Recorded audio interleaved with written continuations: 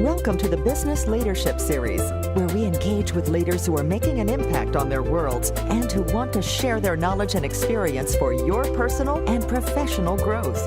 The following interview is designed to inspire you to become the best leader you can be.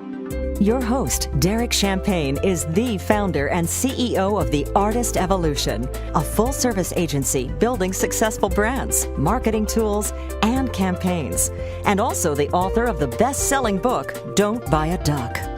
And now, let's begin today's Leadership Series interview. Welcome to the Business Leadership Series, where our goal is to inspire you to become the best leader that you can be. I'm your host, Derek Champagne. Our guest today is Karen Posada. She is a food and tech entrepreneur, making folks happier and healthier with each bite and click. And she is the founder of The Good Promise and Anna Meals Incorporated. Karen, welcome to the show today. Hey, Derek, thanks so much for having me. So some of you may have seen Karen recently on ABC Shark Tank. We really want to reach out and hear more about your entrepreneurial journey. So why don't you start at the beginning? Tell us a little bit about where home is for you and then what got you to where you are today being an entrepreneur of this awesome food company. So it all started in 2012. It was about August of 2012. I had recently had a child. My son was 2 years old. And my mom and I were sitting in my kitchen in Austin, Texas. And she asked me, what's next for you? I used to be a news reporter. And I said, well, now that I have a kid, I can't imagine working at 3 o'clock in the morning and doing fires and not knowing if I'm coming back. So I said, I really love feeding this child great food. I think that we could possibly go into business together and make meals and sauces for kids. We started with a kid line. And she said, how much money do you think we'll need?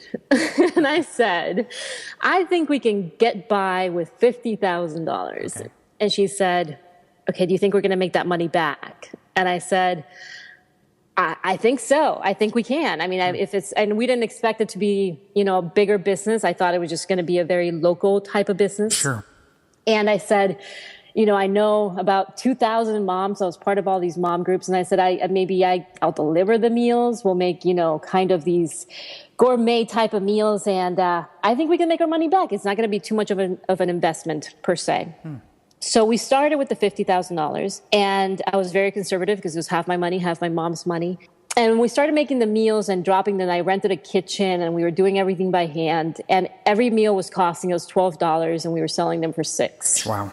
So I thought, okay, we're going to have to expand a little bit more. This isn't quite working. By the time we dropped them off and the gas and all those great things, it didn't quite work out. So I said, let's take what has worked out of this. And this was really quickly. We started in August. We incorporated in August and we were already kind of out there by the end of the year. And I said, I think that we can incorporate everything that we have done so far, make a great pasta sauce, add a ton of the vegetables that we've been adding to our meals, and try to sell a pasta sauce. And she said, okay, I think we have enough capital to do that. So we created a sort of like a mock-up. And being in Austin, we went to Whole Foods. Right. But Whole Foods hated the idea. I mean, hated it. They absolutely loathed the idea. And I had a buyer at the time who was, and I was so green, I was so green in terms of like the business world. And I sent her an email saying, here's my product. And Whole Foods has this program that you can literally go store to store and each store manager can make decisions for that store and decide what goes into their stores. So I did just that. I went store to store, bugged and nagged all these buyers and most of them said yes. But then I had to get the approval of the head buyer. So this head buyer thought, I just think it's a really silly idea that you're just segmenting the pasta sauce towards a kids section. And she sent a mass email to all the buyers saying, do not buy from her. And this was like 3 months into our business.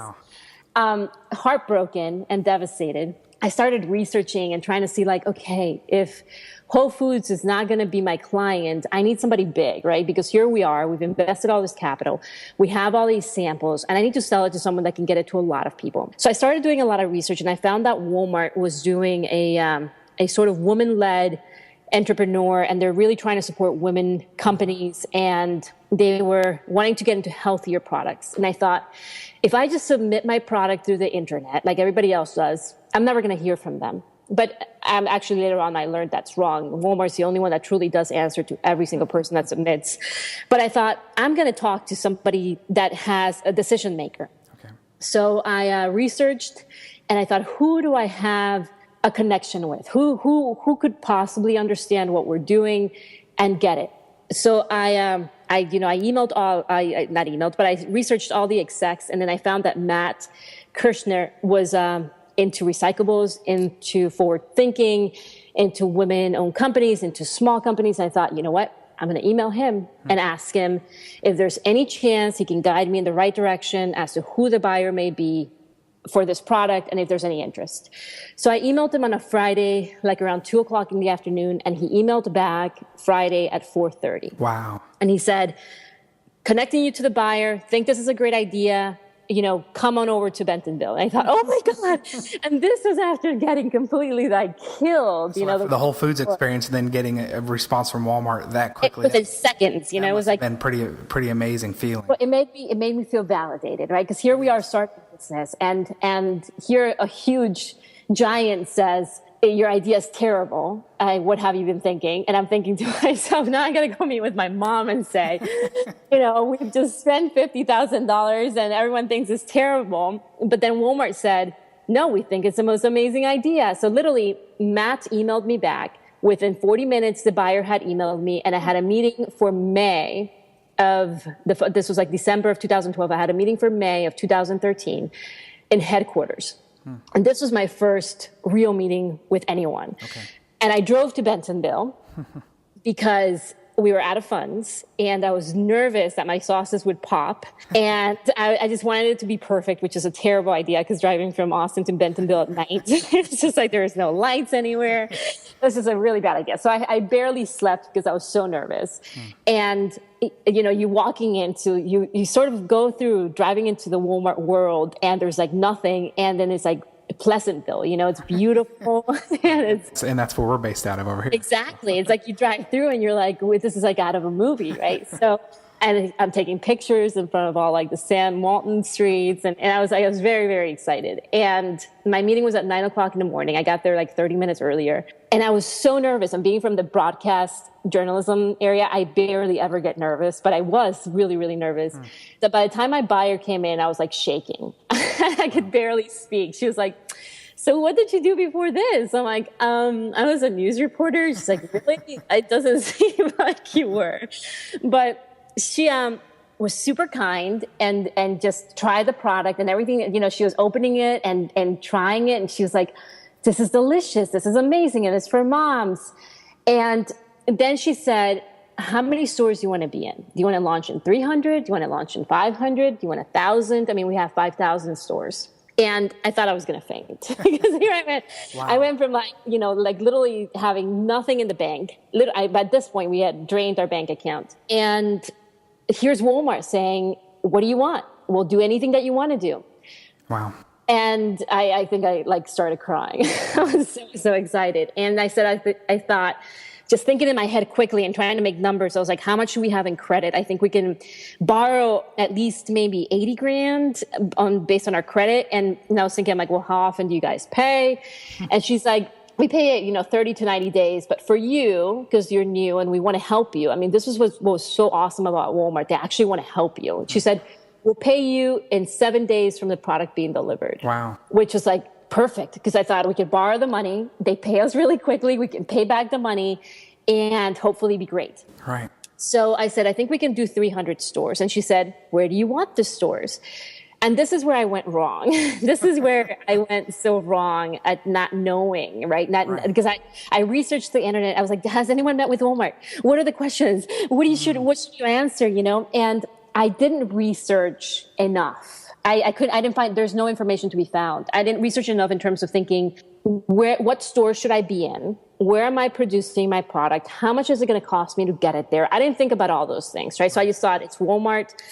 Maybe put me in 5 stores everywhere across the country just to see which ones are going to sell the best.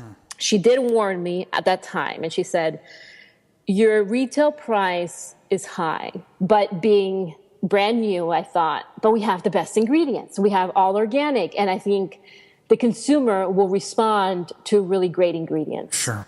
and she was kind. And I wish she had not been as kind and told me, you're wrong. The consumer wants good ingredients, but they're not willing to pay a retail price. Right. I wish at that moment she would have not been as supportive and kind, but been a little firmer, because we were still in a place where we could have made some changes, but it wasn't her responsibility. It was my responsibility to research that type of stuff, right? So now I know, and that's why I'm sharing it with you. Sure. So if anyone else out there wants to do something similar, they now know that price matters. So, it doesn't matter if you have the best product in the world. So what is your advice? What should you have done? I should have maybe gone to store and spoken to the managers and said, what does your consumer buy here? What is the most they will spend on a product like mine? I had this pasta sauce. They will most likely would have told me $1.99. They're not going to spend any more. They're just not. They're used to, their DNA goes for the cheapest price. Right. And I would have possibly done a smaller packaging. I would have maybe gone all natural, still with really high quality ingredients. I would have made a couple of things differently. I would have made some changes so we were priced competitively. Sure. Because here you have the world, right? Walmart's giving you literally the world. And you're coming in with a price that it doesn't matter how much Walmart's going to help you. The consumer just doesn't get, and they will not, they just won't do it. Mm-hmm. So you're setting up yourself up for failure. Right. So she gave us 300 stores nationwide. And I think our first purchase order was like $89,000. It was insane. It was just like, we went from having nothing to $89,000, but here came the freight, right? And then this was my second mistake. I was like, we're going to make $12,000, $15,000. And all of a sudden the carriers are like, not so much. The consolidators, you're going to give it all to us. So we made a second mistake in thinking that we should branch out nationwide. We should have stayed we were producing the product in New York because that's where we found the only place that could make the high quality of ingredients. And it was the cheapest place, even though our price was so expensive, and they made a really good quality product.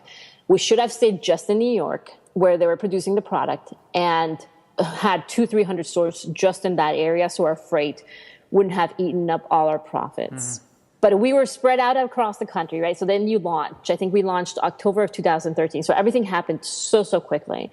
And you're looking at Retail Link. Walmart has this product management system called Retail Link, mm-hmm. where you can see minute by minute how your product is moving. It's like watching the stock market. You can see like where people bought, in what stores, how, like a lot of data you can find. And you're looking at it and you're like, it's not moving. It's not selling, right? So you go from being like, oh my God, this is amazing. I have a deal with Walmart to, oh, I don't want to let my buyer down. She entrusted so much in me. Right. And here I am, right? So being entrepreneurs, I sat with my mom and I said, here we are. She's like, why isn't the product moving? And I thought, well, I guess we got to spend some more money in marketing. Like maybe let's go to the stores that are underperforming. So we decided to take a road trip to see what was happening, where we placed were we not at eye level placement? If we added some displays, would that help? So what was great about my buyer was that she was really open to communication. So I emailed her, I think 3 months into launching, and I said, our numbers are not what we thought they were going to be. What can we do to help? And she's like, I am open to any suggestions. And I said, will you allow us to place displays? And she goes, absolutely, but you're going to have to go store to store and talk to the managers, because even though we allow you, the managers still have the right to say what they want in their stores. Right. So we drove through like South Carolina, North Carolina from Texas, putting displays, talking to consumers, and doing whatever we could for marketing with very little funds. And I should have, and it kept resonating in my mind, thinking it doesn't matter how much marketing you do. If the price is not right, they will buy when they're in front of you. But if the price is not competitive when you're gone, they're not going to buy. Right. So she then said, what else can we do to help you to be successful? This was a year into being together in business. And we had sold a lot, right? But it wasn't up to the expectations of Walmart. It wasn't we weren't making enough money to every time we produced inventory, we had to put so much out and it wasn't coming back fast enough. And a year into it, she says, what can we do to help you? We want to grow with you. Tell us, okay, the displays didn't work. What else will work? So I said, I'm like, well, maybe bring me back to Texas. Take me out of all these stores around the country and bring me to the 500 stores in Texas, which she did, which was like, again, no other retailer now with the experience that I have, and I've dealt with several other retailers, no one else will do that. No. Walmart is truly, I mean, to me, it was the most amazing, best experience that I've ever had. And then she brought me back to Texas, and again, found the price was too high, but we were it cost us almost $3 to make. We were selling it to Walmart for, just a little bit more than that. And Walmart was selling it for just a little bit more than that. So it's like, by the time it got to the consumer, it was $4.99 and they weren't buying it. So we started putting the product on sale. And whenever the product was on a flash sale from a store that it was exiting, it was going like crazy at $1.99. So it just kept proving to me that the price, the ideal price for a product like that, the consumer is willing to pay $1.99. Okay. And I said at this point, we had gotten some angel investors because the fact that you have Walmart behind you is very attractive to people. And I said, if we keep going down the pasta sauce business, we're going to get into a whole lot of trouble because we can't just bring the price down. There's just no way, unless I put just water in there. I didn't have the volume to make it work. And met with Walmart again, and I said, we're going to launch a line of juices, and these are going to be priced at $1.99, between $1.49 to, I've heard you loud and clear, public. You're not willing to spend a lot of money, and we want to give you a quality product, but this time we're going to be really smart about it. Good. So we removed one of the main issues we have with our pasta sauces is that we couldn't do anything online because every time it shipped, it would break by the time it got somewhere. Okay. And it was too heavy to ship. It was too expensive.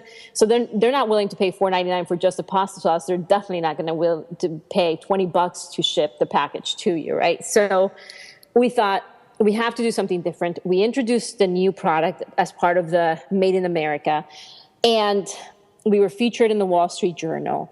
Walmart absolutely loved it. And then right after that, we were accepted into Shark Tank, as you saw, which ended up being a complete nightmare.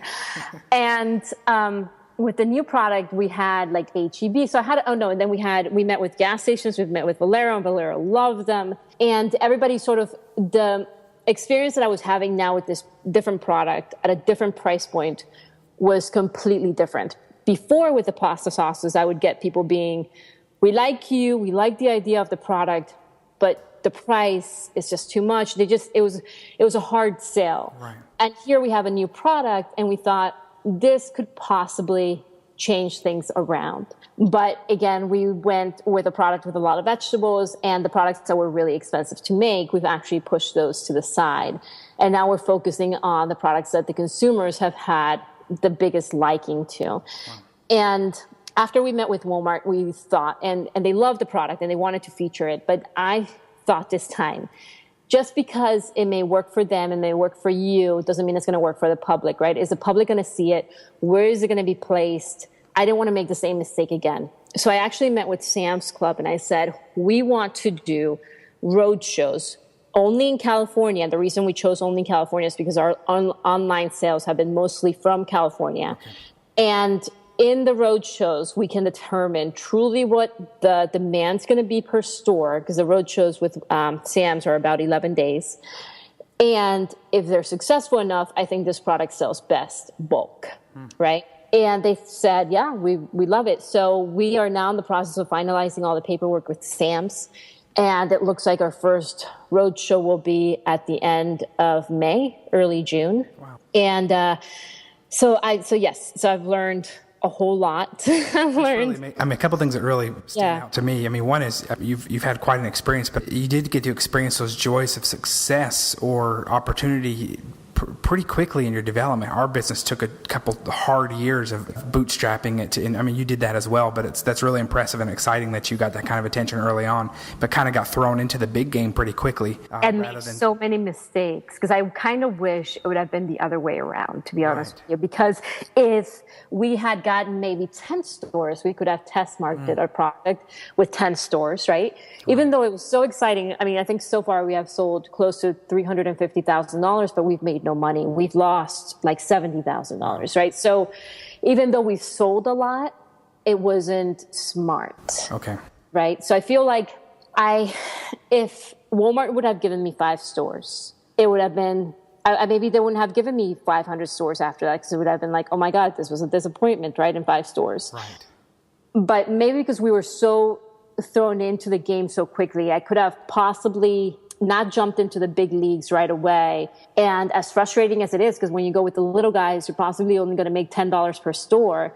And it's going to be really hard to sustain yourself with that. Right. But maybe you have to do that in order to truly test the consumer and your product before going with the big guys. Right. It's interesting how yours happened in reverse. Exactly. I like how your mindset, one thing that stands out to me, and in an interview the other day, someone else actually who had been on Shark Tank as well said that the market is brutal, but it won't lie to you. So listen to it. So when you're putting your product out there to test it, it's really important. So I like that you're not only listening to it, but you're changing the price and even the product and the packaging so that. And we have, yeah. I mean, even like after we went to, and look, the Shark Tank thing was, it was like so. I was still kind of like, I was in absolute shock because we created this product. We had just gone to Walmart, right? We did the Made in the USA. We got featured in the Wall Street Journal. The buyer who had been at Walmart for 16 years, Paul Wren, tried it.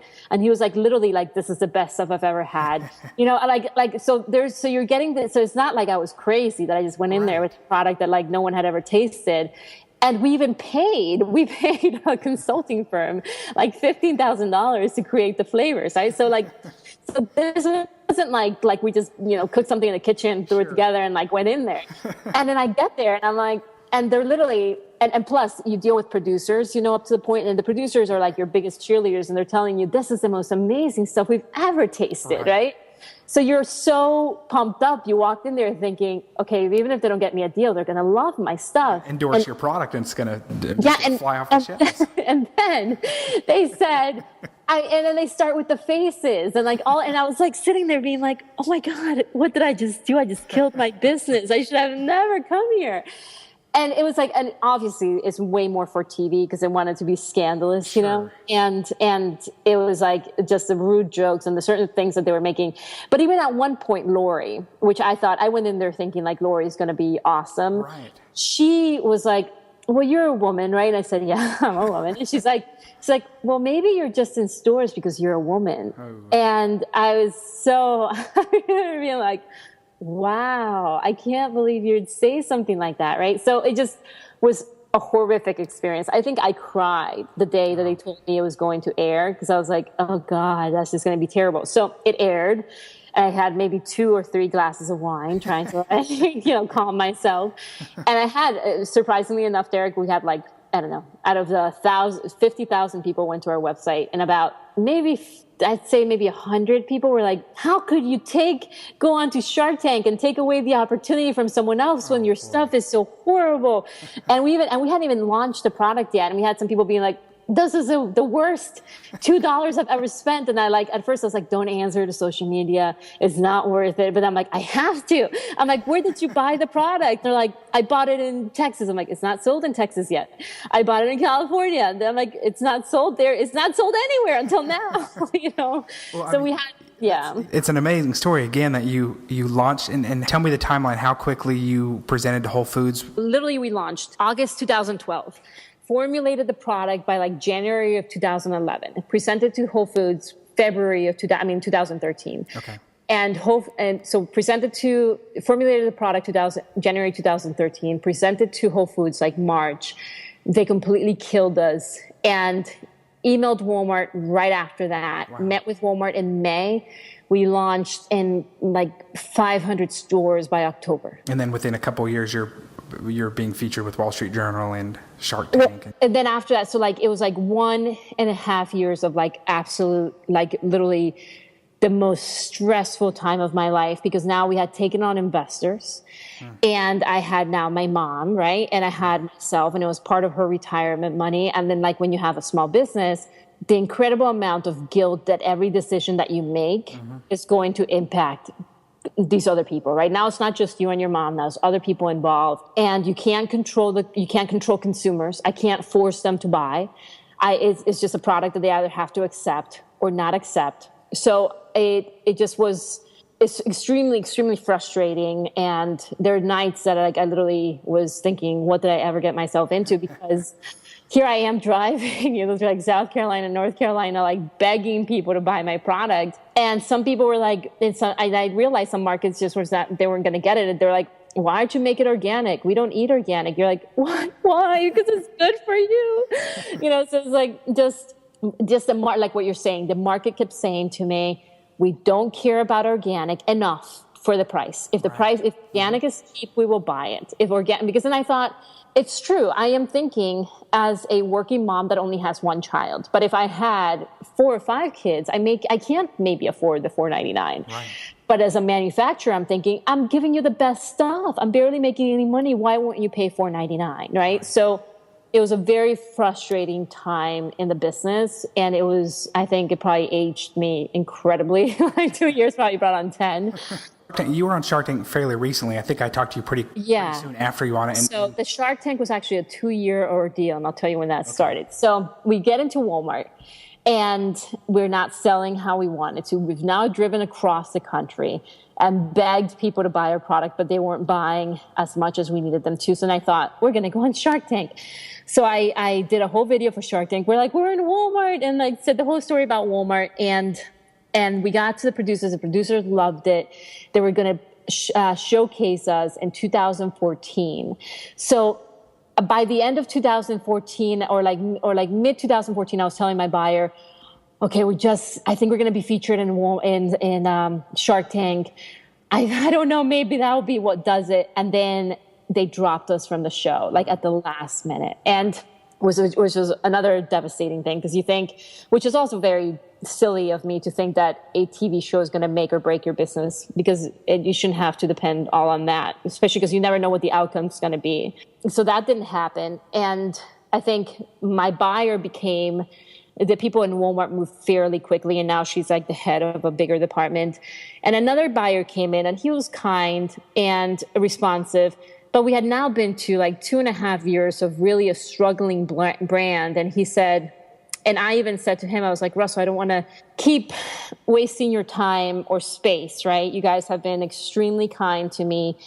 And it was a very sad moment when I had to say, this isn't making sense for us or for you, because we're just not making enough money. Right. I mean, we can keep producing product and keep losing money, but you're losing the opportunity of having something that probably moves a lot faster to your shelf, and we're bleeding money here, So, and what's so awesome about Walmart, they said, it's like, well, we really like you, and any other products that you may have, we're always here for you. So it was very, very kind. So like we finally came to realize that we're going to drop the line, but Walmart kept buying until the end of, until they pulled us out of stores. So that helped us go through our inventory. And then we got a call from Shark Tank, and they said, now that you created this new product line, now we're really interested, and now you're going to be featured. Okay. So we started the whole audition process again. And then when that happened, H-E-B of Texas, which is like a really big supermarket chain in Texas,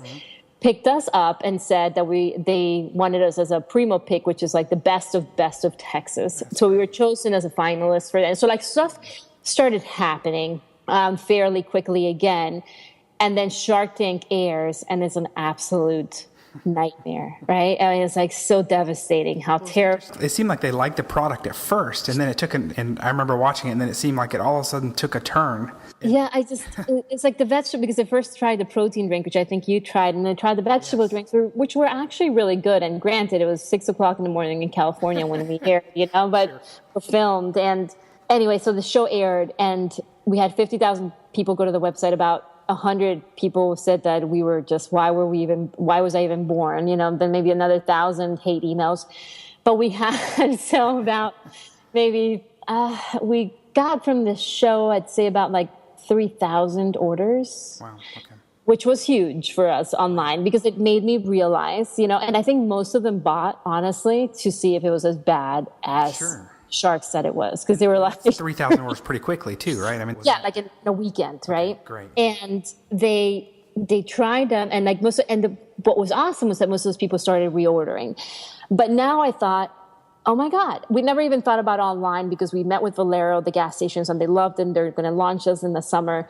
But I thought, holy cow, I've been ignoring something that could be huge for us, which would be online, so we don't have to depend on the carriers and the retailers and slotting times, which all, for instance, we're getting we're getting slotted into HEB for 2017, and if a small company doesn't have the capital to wait till 2017 or 2018, you'll be dead by the time they put you on the shelf. Probably won't have a product anymore. Mm-hmm. So I thought it was sort of like a devastating fact, again, to be shown on Shark Tank in such a terrible light. But it also was like an awakening of realizing we now have over 12,000 emails of people that were interested. We now have, I changed the whole website super. Like, we found about Shark Tank like 3 weeks before it aired.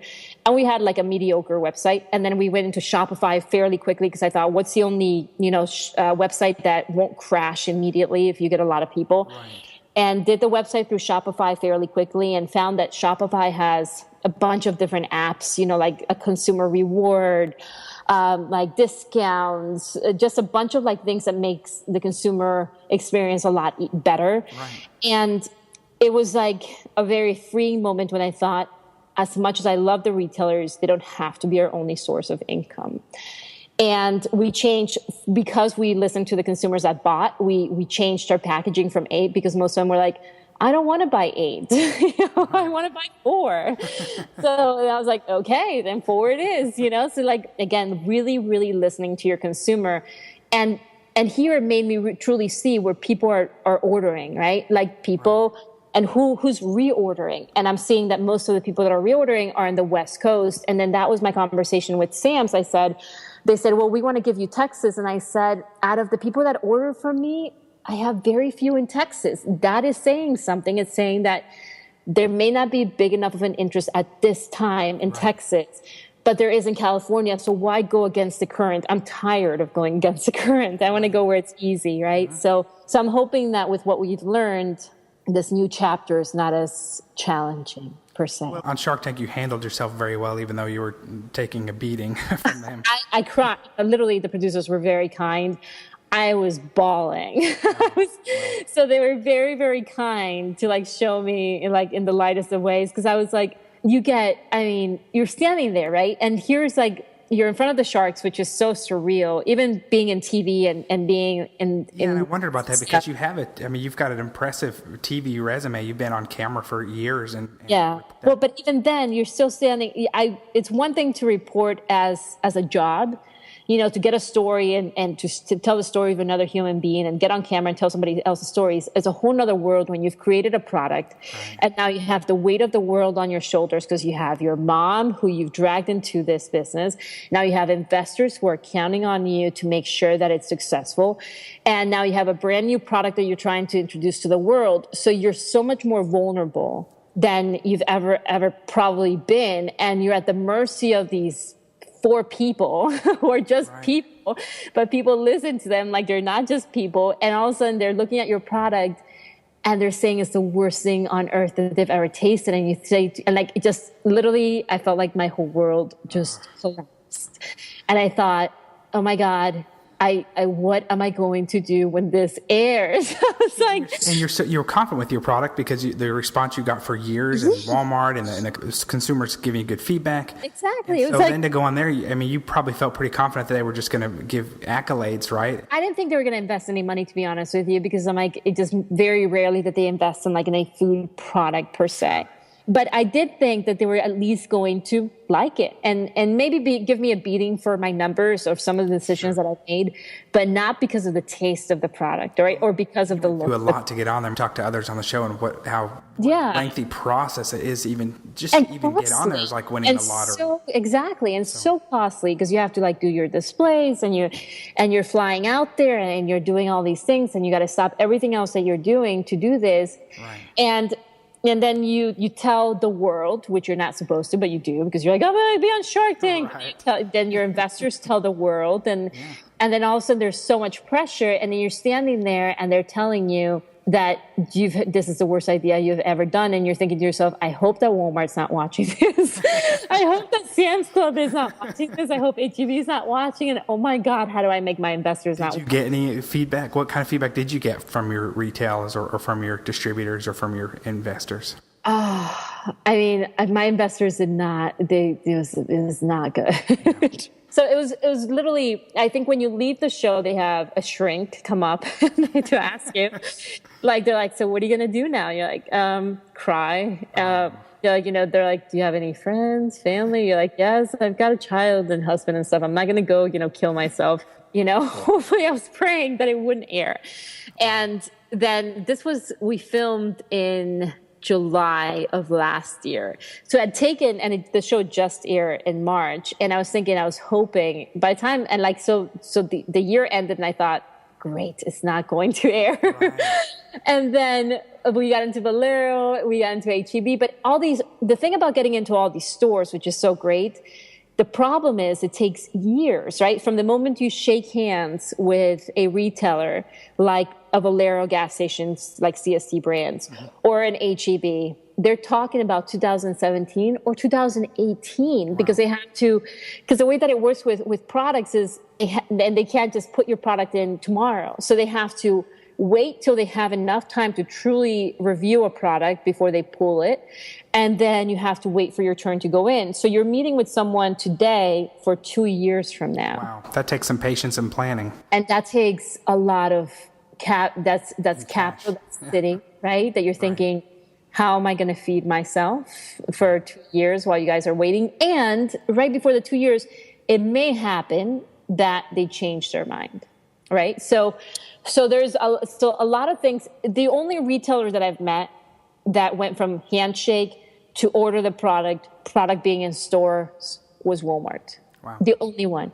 Walmart moves super, super quickly. Like they have 2 to 3 modifications per year because they have the space and they have the amount of stores that you can go from handshake to having your product in stores so quickly. But if someone else gets that opportunity, and anyone that's listening out there, any of your viewers and listeners, you have to make sure that your price, it's like I've never, ever truly understood, the price and what it means. Like I have several mentors. One of them is a SCORE mentor, is a program by the government that people that are, very well in terms they have some experience in your type of business that they give you advice. Right. I remember coming to him years later and I said, why didn't you tell me the pasta sauce was not a great idea? Why didn't you just shake me and said, $4.99, just don't do it? And he said, because if I would have said it to you then, you were so passionate and you were so blindsided that you would have never listened to me because you thought this is the best product in the world. I don't care what anyone else says. This is the price the consumer will understand. He's like, and now you know that you're wrong. I was like, yes.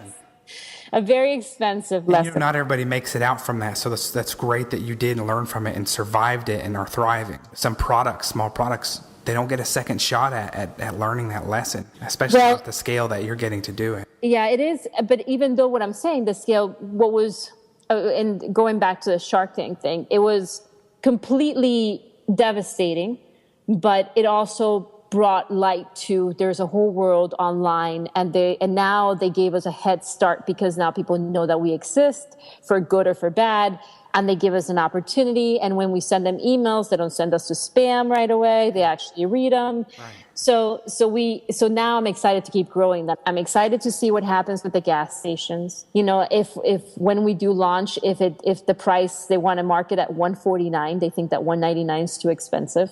Okay. And at this time, instead of kicking and screaming like I did before, I say, okay. And, and I say, you know better than I do. So I think I'm excited just to see where it heads.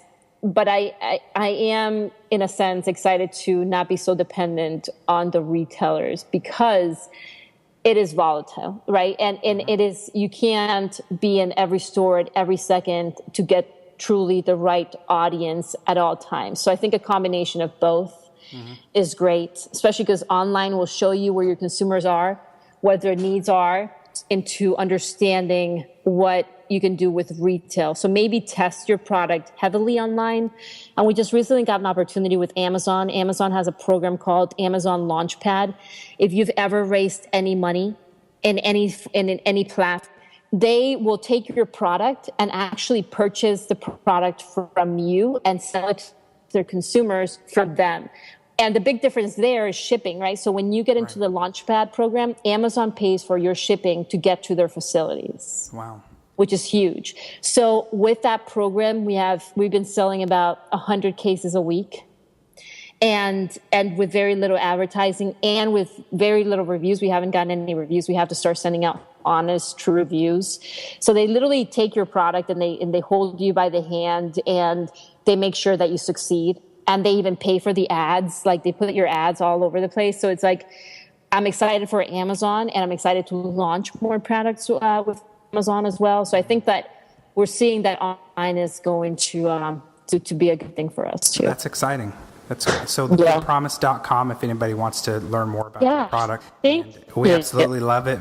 What was your favorite? I like the veggie energy burst, and actually the other day in the afternoon, instead of a cup of coffee, I tried that instead, and actually it was very good. Pick-me-up. It is a good pick-me-up. Were you surprised that it was good? No, after the reaction that the sharks made, I was glad that it was good, but I don't know that I was surprised. And the packaging was wonderful too. It's beautiful packaging. The taste matches that. Yeah. Well, any other advice you want to share? What's the biggest takeaway advice you would share to our listeners who want to learn from you today? The biggest advice that I can give is listen to the buyers and listen to your consumers. Okay. And before you spend your life savings, truly test the market. If the market's telling you, no, this is terrible, maybe don't do it. As hard as it is to think that your baby that you have created is not going to be accepted, as you said before, the consumer does not lie, the market doesn't lie. And I think now with the internet, you have the option of truly testing it, right? You have the option of doing it either on Amazon or doing several ads to see if there's truly any interest from consumers. Before you approach a retailer, so you can approach them with some data and say, like I've done now with Sam's. Now they said, why don't you want to be in Texas right away? And I said, because no one's buying in Texas. Right. So when you give that type of information, they can make educated decisions to help you succeed. And I think, I feel that if someone thinks that they have a product that could work with Walmart, to go for it, because they're going to be having the Made in the USA event. I don't know if you know anything about that, but they truly do listen. And mostly right on the spot, they will give you stores and they will either say, yes, we're going to give you an opportunity, or no, we're not going to give you an opportunity. And I think if you have a chance of doing business with Walmart, do it. Because for me, they've been the biggest, the most amazing retailer to work with. It's just a matter of making sure that your product is the correct product, priced correctly. That's great advice. Thank you so much, Karen. Yes, on us being a Walmart town, we hear good and bad about Walmart, but we're in the Walmart bubble, of course, here. So it's nice to hear a positive story from someone that is on the other side of it. So I look forward to watching other great things you're doing and to continue to be a customer, and we'll talk to you soon.